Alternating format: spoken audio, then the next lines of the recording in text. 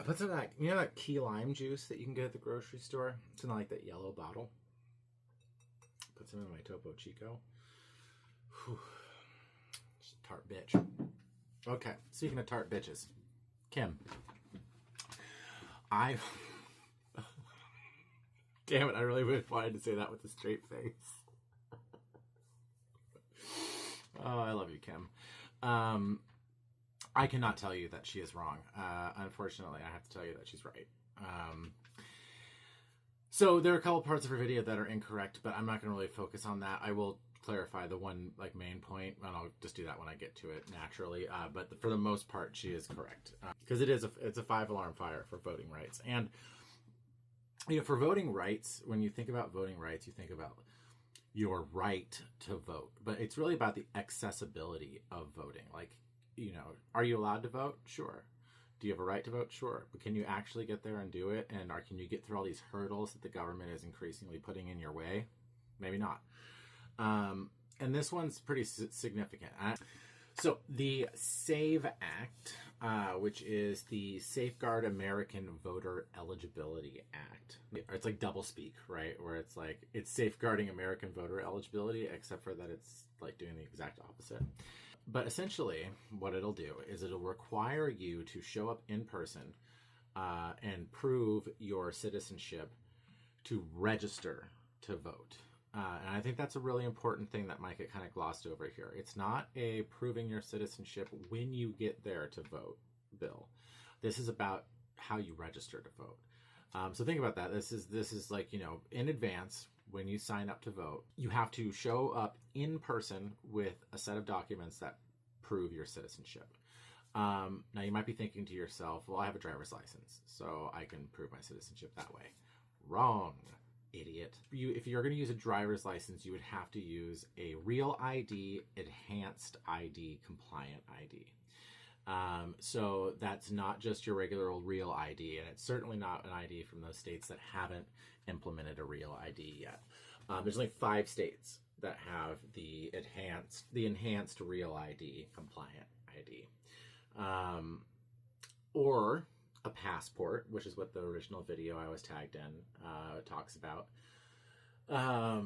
or a birth certificate plus some other documents.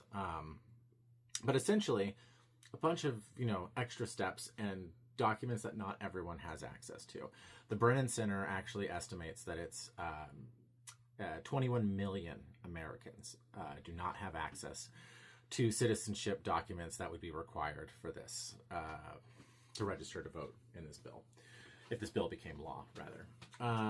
That's about 9% of the voting, of the eligible voters in this country. It's a considerable amount of people. The original video, and this is really the point I was going to point out that was like kind of incorrect from that original video, is she talked about the number of people who have voted in the previous election, and she kind of referred to that as voters, as like that was the number. But the amount of people who voted in the last election isn't the total amount of voters who are eligible to vote. And then the other number she used was the number of people who have passports. She kind of subtracted them from one another, and she ended up with another number, and that was like, that's how many people are going to be allowed to vote. That's not right, because the number of people who have passports, not everyone who has a passport is eligible to vote. Start there. And then there are other ways to demonstrate your citizenship besides the passport.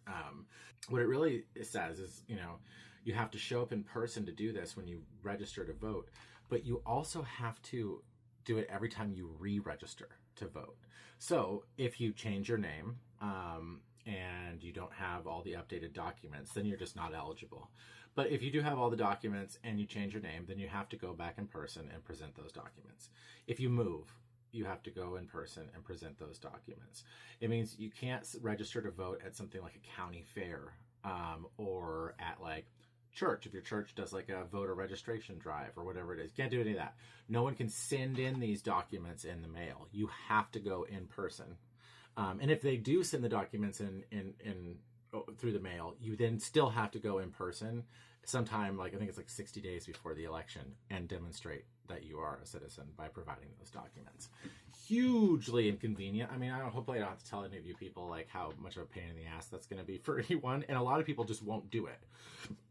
And then, you know, a lot of people can't do it or would have like serious difficulty do it. The elderly or the disabled or poor people, people who can't take the time off work to go and sit at the DMV and wait in line to register to vote, can't get a babysitter, you know what I mean? Live out in a rural community and the nearest fucking DMV or place that you can register even is kind of far away. You know, the list goes on and on. There's a lot of reasons why you wouldn't be able to go and do that. And then to have to do it every single time that you re-register, keeping in mind that some states purge their voter rolls. If you miss an election, you get booted off of the voter rolls, and so you would not be eligible, and you would have to go and re-register. And you don't always find out that you're not that you've been purged from the voter rolls. Sometimes you don't find out until you go to vote. So it's a huge step in the direction of stopping people from voting. One more note that I do want to point out about this, which is that people who support the bill have been saying, oh, no, there's fail-safes in place because it requires the states to develop an alternative system in case people can't prove their citizenship, in person right then, don't have the documents, whatever it is. Now, you can imagine is right, like you show up, you give them some documents, and then you sign an affidavit, right? Now, in your head, you're thinking, okay, well, yeah, sure, that's what they'll end up doing. But this bill makes it a felony if you're an election official to register somebody who is a non-citizen to vote, even if it's an accident. So if somebody comes in and defrauds you, the person just working at the county clerk's office, and you sign one of those have them sign one of those affidavits, and it turns out they're not a citizen, you can be charged with a felony. You can go to jail, and you can be personally fined. So the way that this is going to work out is similar to how abortion bans have been working out across the country. These states have these incredibly restrictive abortion bans, and they have these little carve-outs that are like, when medically necessary or the life of the mother. But the way that works out is that hospitals, doctors, or any individual or organization, they're risk averse. And so if there's a chance that the doctor can go to jail for 30 years or could lose their license or could get fined $100,000, which is the case in some states, they just won't perform the abortion. And it doesn't matter, whether or not it looks like you're dying. And that's how people have died, just to be clear. Like that is why women across this country are dying. And that's what's going to happen here is your states are going to just not want to run the risk of, a county clerk getting arrested and going to jail for accidentally registering a non-citizen. And so that process isn't going to, that developed process, it's not going to work. You're just not going to be able to vote unless you have these documents. So that fail-safe is moot. There are a couple states that have implemented laws like these. They're called show your papers voter laws. Kansas is one of them, and it was overturned as unconstitutional. And it was widely understood to be a disaster, even by Republicans in the state of Kansas. There is a good chance that you do not have the documents you think you do in order to vote. I will drop a link at the link in my bio. So there's a whole section in the link in my bio for TikTok links that are relevant to stories that I post.